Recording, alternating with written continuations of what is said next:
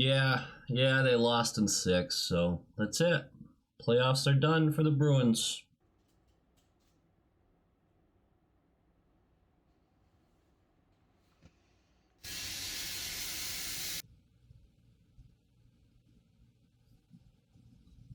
Low quality fans of a high quality Bruins team. That is not a game. That was instinctual. I just went right into that is and whoops. Oh, this is going to be a dandy. First of all, you see why I usually like to have a little bit of facial hair. Don't like being clean shaven, but it's fine. I'm getting vulnerable with you guys. That's what we're going to do in this episode. We're going to get vulnerable. We're going to get closer to each other. You and I. Yeah, I'm talking to you, specifically whoever's watching this. Not all the other people watching it, no, you. We're going to get vulnerable together. This is my season grades episode, which means 3 things. 1, like, comment, subscribe. Got it in the beginning again, nailed it. 2, let me know which answers I'm smoking the drugs on. I'm sure a few of you are going to be like, really? That's your grade for this guy? So let me know in the comments below on those. And 3, make sure to point out those fun moments where I contradict myself, because it's guaranteed to happen. Because have you ever tried to grade like 30 fucking people on something, and you give one person a grade, and then you look at it and go, why am I giving this person this grade and this one this one?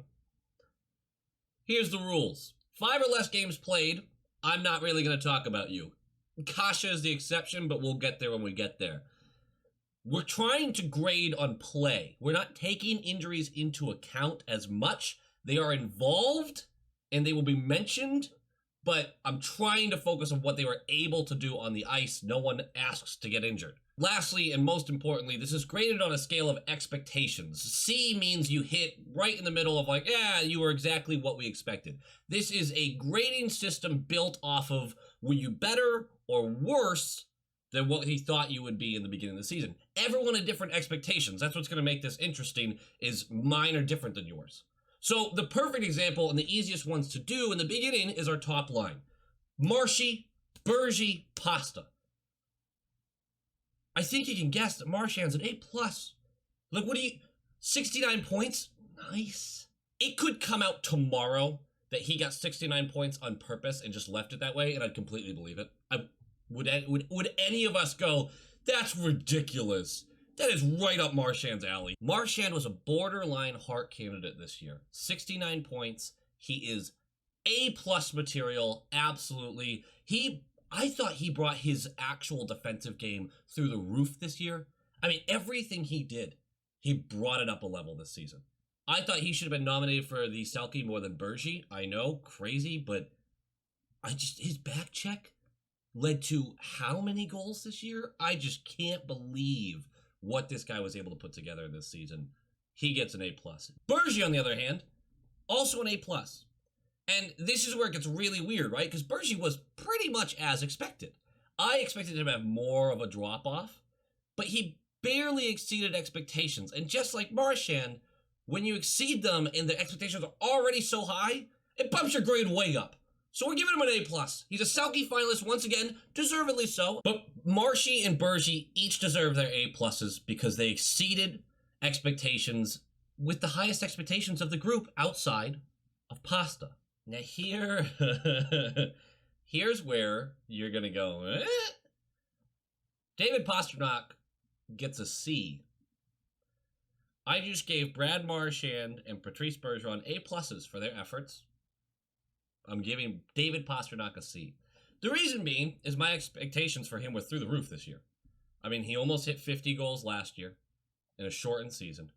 I expected him to come out like an absolute animal, coming off an injury, I know, but the way he started the season even, he was amazing. He was incredible. He was averaging a goal per game for like 2 weeks. Problem is he fell off completely. He disappeared for chunks of the season. You guys watched most of the games, I assume, and you've watched a good amount of these videos, I assume. How many times have I put a picture up of an open net and Pasta missed it? Or he bobbled the puck? Or it went, I don't know. It just went off his stick. He said he was perfectly healthy. He said he felt great in the playoffs. There were some moments there too. I'm not giving this guy a bad grade. C, you met expectations. You were right along at 48 points, 48 games played. You were a great player this year. But I can't give the guy a B or an A when you just sat on your line. I have such high expectations for you, man. Now you see what I was saying about this being challenging. Because I sat there staring at that name and I'm like, I'm not actually giving Pasternak a C, am I? I just couldn't bump him up. It's not a comparison to the others, it's a comparison to your own expectations. And he was not.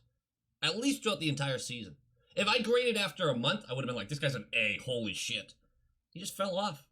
And that's actually kind of a theme with a lot of these guys. I'm going in order of how the lines were at the end of the season, and then I will get to the other players who weren't in the lineup come final game. So final game, though, we had Taylor Hall, David Krejci, and Craig Smith. Taylor Hall, since the trade deadline, 14 points, 16 games. Obviously, the playoffs, there was some struggles with that line, but they were still dominant for a large portion of the playoffs. I thought they were very good. The Islanders series, we just couldn't get the bounces with them. That second line after the trade deadline just blew up. Just incredible. Taylor Hall gets an A+ because my expectations for him were okay. Probably half a point a game. He's going to look good next to these guys. He's a skilled player. I don't know if we're getting a superstar like he looked in New Jersey. He looked like a superstar. So, A+. For my expectations of what he was supposed to be, A+. David Krejci, on the other hand, B+.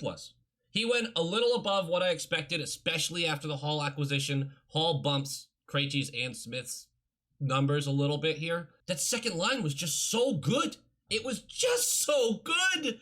Oh, and I think we're so lucky because had we come out of that trade deadline and immediately had 3 games against the Islanders and then 3 games against the Rangers and then a couple against Washington, man, I don't know if they'd be able to gel as quickly as they did, but we had like 6 games against Buffalo in a 3-week span.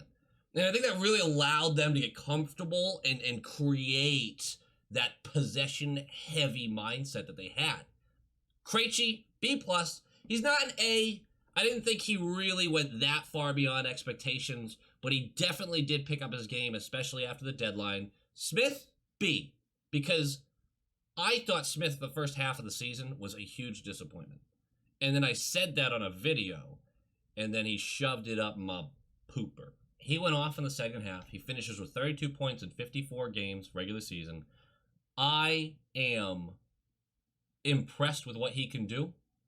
I like how simple his game is. There's nothing Smith does that makes you go, geez, that's a clever guy. No, he is a heads up. I am going to work harder than you. I'm going to take the puck, and I'm going to get it on net. And that's exactly... How many players do we wish we had like that? We just get it on net! That second line is the only line that has B's and up for our forwards. I thought they were really great after the deadline. Beforehand, yes, there were issues, but I thought they finished really strong enough for me to bump them up. Nick Ritchie, Charlie Coyle, Jake Debrusk. And I know we didn't really finish the season that way, but it's fine. This line has 2 F's and a D. I can't explain how frustrated I am. And there's people who are going to call me a hater, and if you've watched throughout the season, you know that's not true for these guys. It might be for Ritchie, but Ritchie's the D! He's not even the F! I want these guys to succeed so badly. I have a Jake Debrusk jersey, which is my special make or break jersey. I did not use it for the final game because it didn't work in game 5. Charlie Coyle, I have had a sordid relationship with. And he chirped me in a cameo once that my buddy got me. He is terrible at chirping, by the way. He is not good at insulting people. Really nice guy. He went off for like 2 minutes of just like being a nice guy. I really like Charlie Coyle. They had rough seasons. There is gonna be probably a response or two from people out there saying, God, give him a break. It's COVID. This whole ranking is trying to ignore COVID. And I know that's not really fair, but I'm just trying to grade them on the season, right? If I took into account every little thing, it just gets so mixed and sorted, and then I can't give anyone a failing grade because I'm kind of like, well, they had a hard season personally, which they did, and I respect that, and I want them to succeed. But based off of results this year, you got to grade them how you grade them. This is a doctorate program, guys. We're not giving out pity points right now. From a human standpoint, it really bums me out because I really like those guys. I already spoiled it. Nick Ritchie gets the D. 7th player giving him a D? What the fuck is that? Guys, he had 26 points in 56 games, which is fine. For a third liner, yes, I'll take that all day. That's fine. The problem I'm having, 14 of those points came in the first 17 games by him doing what he was supposed to do for us, which is sit in front of the net and score from, or facilitate from 3 feet in front of the goalie. He was a physical pain in the ass in other teams. Like, that was the point. And yet, he's basically a no-show for the rest of the season. He scores 12 points over the last 39 games. He's a no-show in the playoffs for the most part. When we could have really used some more physical presence, somehow he drops off. I was so disappointed with the way his season continued on because he started so hot. And again, a month into the season, I'm like, this guy A+. But he was non-existent along with the other people in the third line, and these lines got shifted around like crazy. Ritchie spent time on the second line, remember? He was not good for 50 games in a row. I don't know what I'm supposed to do here. I didn't give him an F, and it's not about the 7th player award because, yeah, maybe he really did deserve that because you kind of look around and go, who... The only reason he won the 7th player award is because Smith wasn't allowed to be in the running because he spent too much time on the top line when there were injuries. Silly, but that's the reason he won it. I'm not knocking him for that. I don't think he had a great season. I don't think I'm the minority there either. But I didn't give him a failing grade because he doesn't deserve a failing grade. Because his expectations weren't super high, and there were pockets where he was very helpful. The other two on the line, I think I could say all the same stuff about. And I'm really hoping that they have a nice, easy summer. Because the bashing that they are getting, and some of the shit people are okay saying, animals. Charlie Coyle gets an F. Mostly because my expectations for him going into the season were unfairly high in hindsight. But I love his game when he's playing it. There's something about the way that guy carries the puck.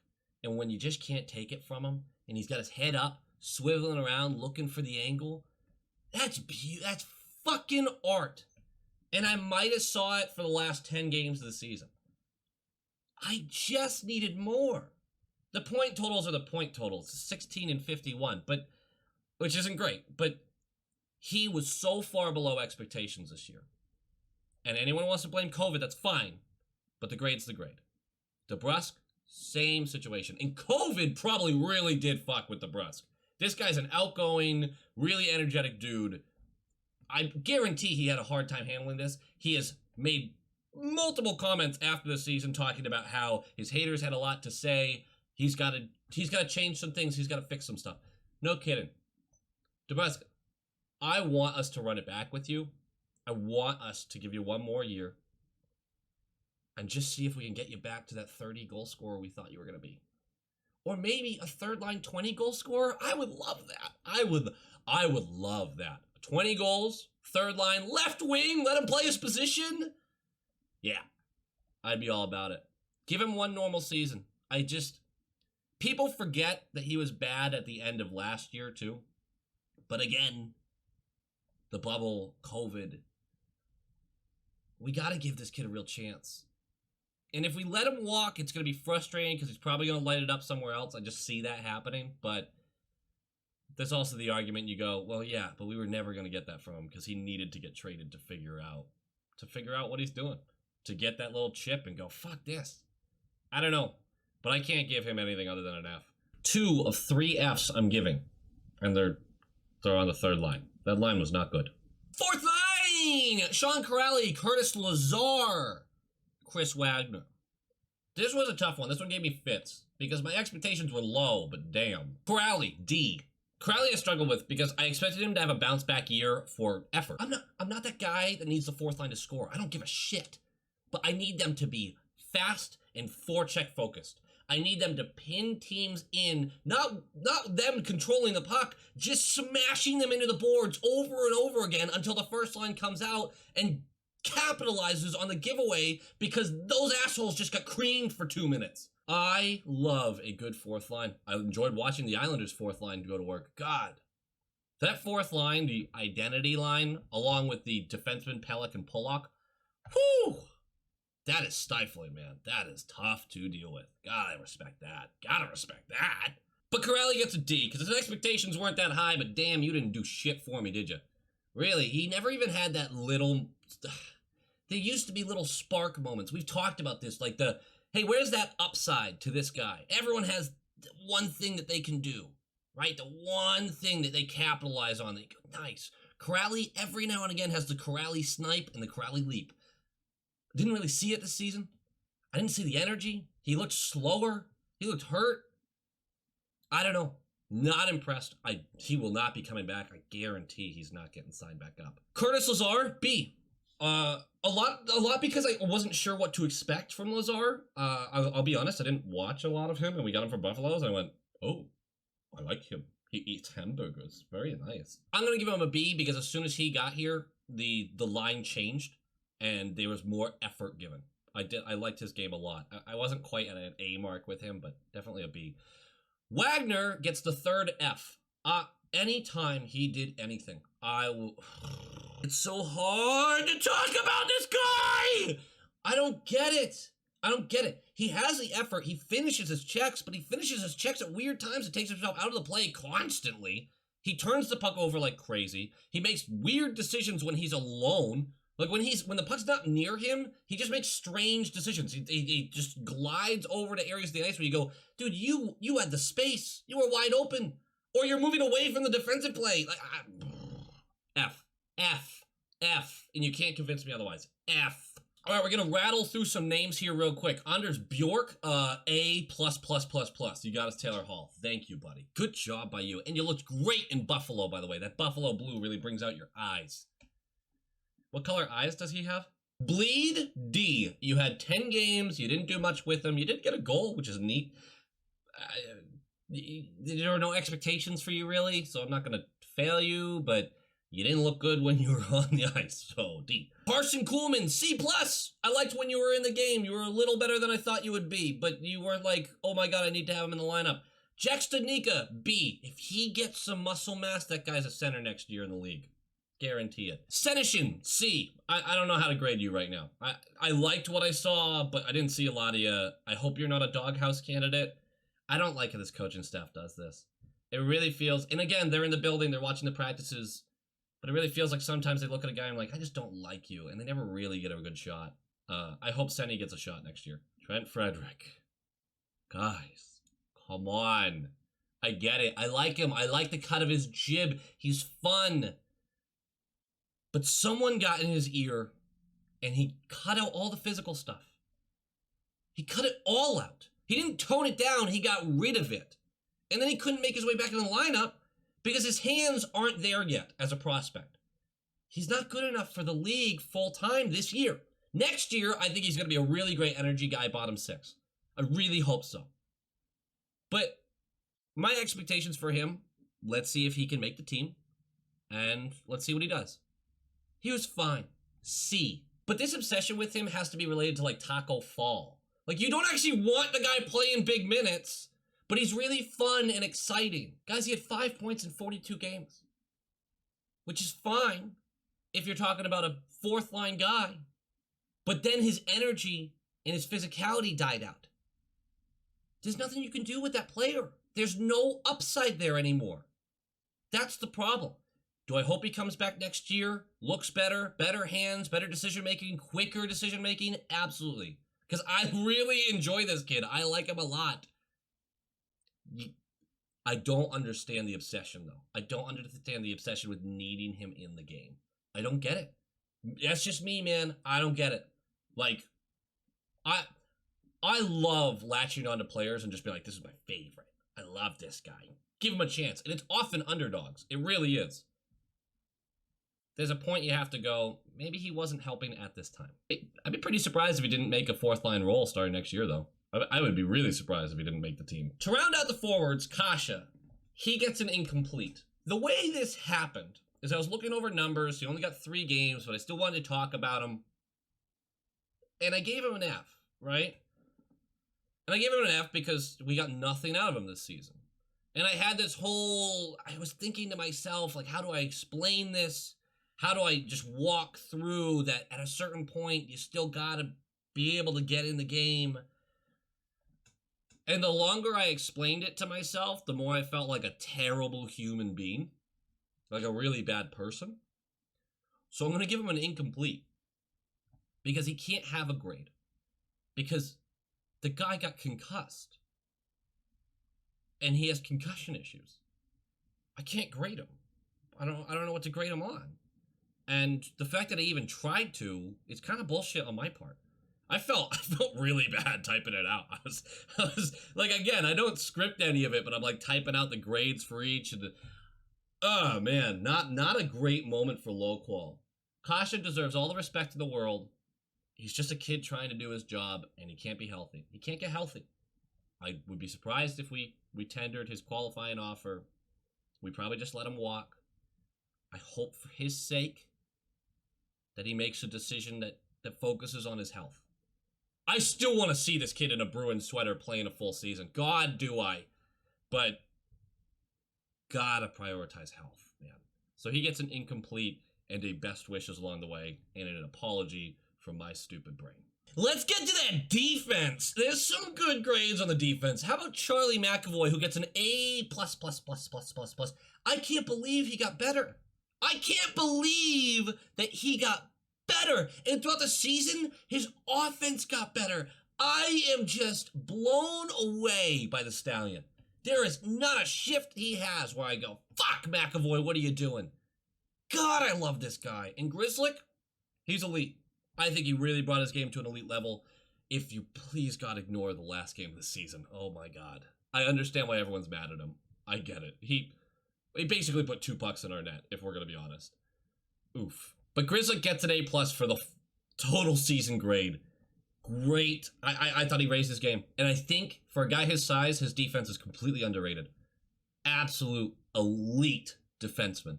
Mike Riley, B. Brandon Carlo, B+. I think Mike Riley was a little better than I expected. There were some highs and lows with him, but for the most part, great puck-moving defenseman. Carlo, when he was healthy, holy shit, man. He took his game to another level with the defensive defenseman. He really does a great job at stifling teams. I still want to see him improve getting his shot through crowds on the offensive end, but I am really liking his growth. We really got crushed by injuries this year, man. We just did. Ugh. Here's another one that I think is going to raise some eyebrows. Jeremy Lauzon. There was a narrative about him being the worst 5-on-5 defenseman in the playoffs. I didn't really buy into that. Our penalty kill was terrible in the playoffs. Like, just bad. So that's a thing. I mean, you want to talk about what lost us that series against the Islanders. I mean, allowing 3 goals in one game on the power play? Even if you're not happy with the refs, like, what are we doing? But he got buckled on the penalty kill pretty badly. People kept bringing out stats of like his plus minus, but they were including penalty kill, so I didn't really get that either.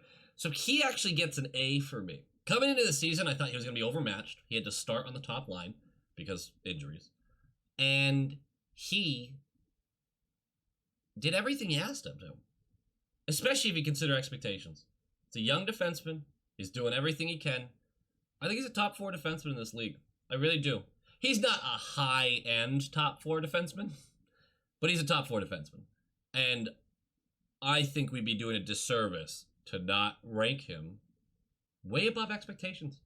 I really don't think we expected what we got from him this year. Kevin Miller, C. He was exactly what I expected. When he was able to play, I enjoyed him. I liked him a lot. I really did. I thought there was some bad, there was some good, but for the most part, the energy, the puck movement was decent.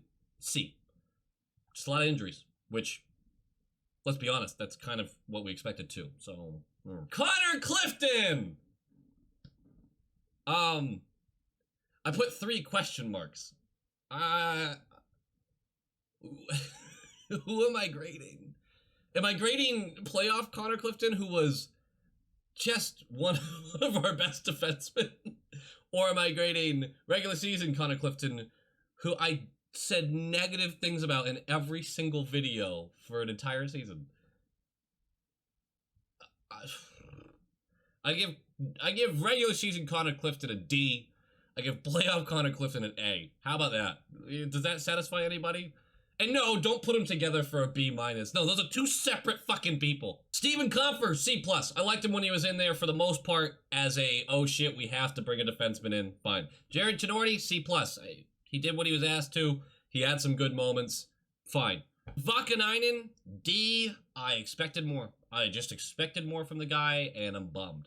Zaboral, C-. He wasn't bad. He should have made the team this year. And he should have... Man, what is up with this 2015 draft? Ugh. Zaboral should have been part of the team. And if he could just put the pieces together a little bit, he will be next year. But I'm disappointed slightly in all that. Goalies! Tuukka Rask, C+.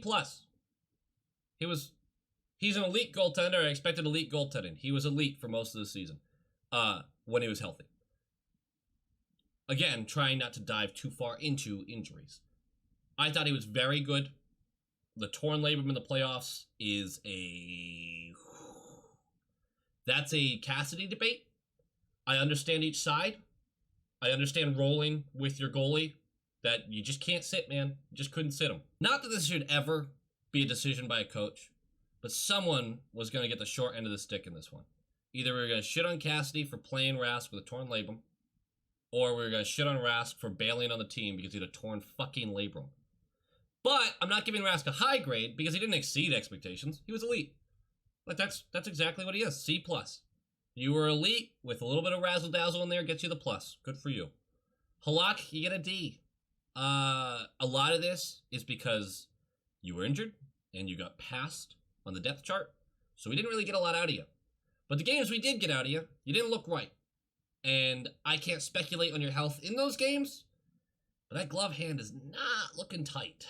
So Halak's probably gone. He did not have a bang-up season, which is a bummer. I wanted him to have a really big season because I knew he'd be leaving this year anyway, and it would have been nice to see him get a little paycheck after this, you know? Jeremy Swayman, A+. What else? What other grade am I going to give the kid? 0 expectations. He ended the season with something like a 945. Just crazy, crazy good season for him. I didn't expect to see him for 2 more years. So, I mean, he just blew expectations out of the water. He likely will not be playing next year in the NHL, though. I don't think people are understanding the setup that the Bruins are kind of forced to go with here. We need to get a vet as Halak walks, and Tuukka will be out until January or February. He's likely to re-sign for a 2-year deal, in my mind. So Tuukka's going to be on LTIR, long-term injured reserve. Vladar, who is not waiver exempt anymore, will be our backup to whatever veteran we bring in to take the starting role for a few months. It's easier if we want to keep Vladar to have him stay in the show. That way we don't have to worry about him getting claimed off waivers going up and down. Swayman doesn't have to worry about that. We can move him as needed. Swayman's going to start the year in the AHL. There's going to be a group of fans you are going to see who are going to freak the fuck out. Maybe you're one of them. Nothing wrong with that. Fanhood's fun. Vladar, you get a B+. You were... God, you were a sacrificial lamb at times. You continue to be that for us. But you're fighting the fight. I still don't think you're ever a starter in this league. That's just my opinion. What the fuck do I know? I believe that you'll be a decent backup in the league. I think that. You're a little too wild style. You're kind of like Jonathan Quick, where you'll leap around and you'll make the flashy saves. But the problem is your structure and your positioning isn't good enough, and you're not quite like Quick in your ability to be that athletic. So, I don't know, man. It just doesn't seem like you're ever going to be the guy. But hey, keep fighting the fight. Is it weird that I keep going in and out of this like I'm talking to the player all of a sudden? What am I doing? So there you have it, guys. Those are my grades. Let me know what you think below. Let me know why I'm a dumbass, why I'm a genius. Preferably the genius. I like being a genius, not a dumbass. I'm still not sure what I want to do for the next episode. I don't know if I want to do a free agency overview, an expansion draft overview. If you have any questions about the expansion draft, I am doing a deep dive into that. Put the questions below, and I'll be happy to do my best to answer it if I know it, and find answers for you if I don't. Go be